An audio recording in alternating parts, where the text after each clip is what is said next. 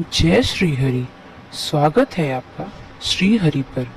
क्या आप जानते हैं कि पद्म पुराण में एकादशी व्रत को राजा क्यों कहा गया है?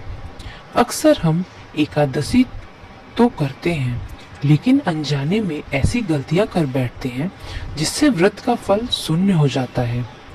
आज हम महर्षि वेदव्यास और शास्त्रों के उन गुप्त नियमों को जानेंगे जो हर सनातनी को पता होना चाहिए। उद्यापन का वास्तविक शास्त्र का संदर्भ।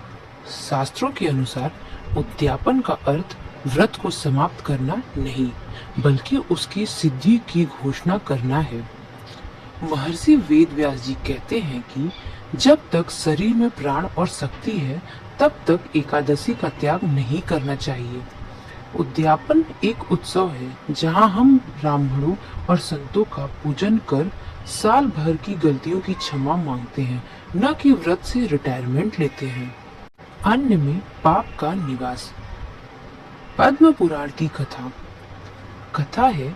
पद्म पुराण के अनुसार जब भगवान ने पाप पुरुष को उत्पन्न किया तो उनके रहने के लिए कोई स्थान नहीं था। जब भगवान ने उसे एकादशी के दिन अन्न में निवास करने की आज्ञा दी, इसलिए ऋषि कहते हैं कि एकादशी को जो अन्न खाता है वह साक्षात ब्रह्म हत्या जैसे पाप का भक्षण करता है। इस दिन न केवल खुद अन्न से बचना चाहिए, बल्कि किसी दूसरे जीव को भी अन्न नहीं खिलाना चाहिए। व्रत की 4 श्रेणियां होती हैं। ऋषियों का वर्गीकरण। हमारे ऋषियों ने मनुष्य की शारीरिक क्षमता के अनुसार एकादशी के 4 स्तर बताए हैं। निर्जला श्रेणी। परम तप। जैसा कि भीमसेनी एकादशी के प्रसंग में व्यास जी ने भीम को बताया था, बिना जल के व्रत यह इंद्रियों पर पूर्ण विजय है। जलाहार श्रेणी। जल ग्रहण करके किया जाने वाला तप। दुग्धाधार श्रेणी।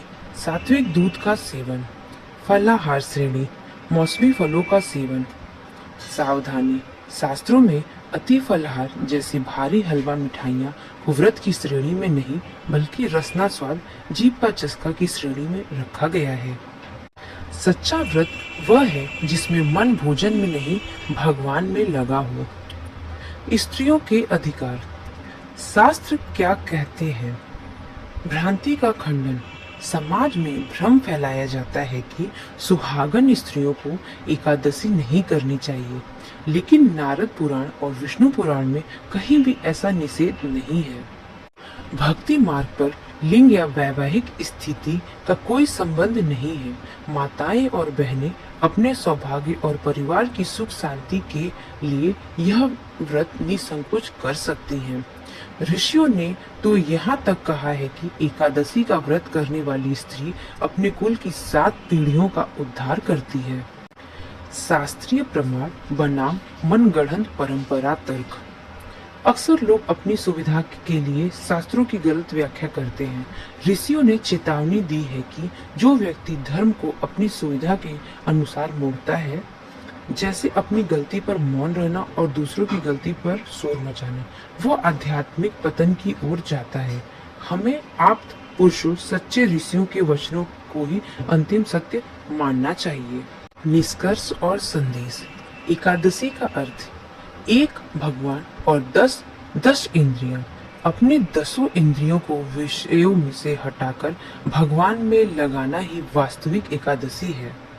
अगर आपको शास्त्रों की यह जानकारी उपयोगी लगी तो श्री हरि परिवार का हिस्सा बने। इस वीडियो को साझा कर सनातन धर्म की सही शिक्षाओं को फैलाएं। कमेंट में ओम नमो भगवते वासुदेवाय लिखें।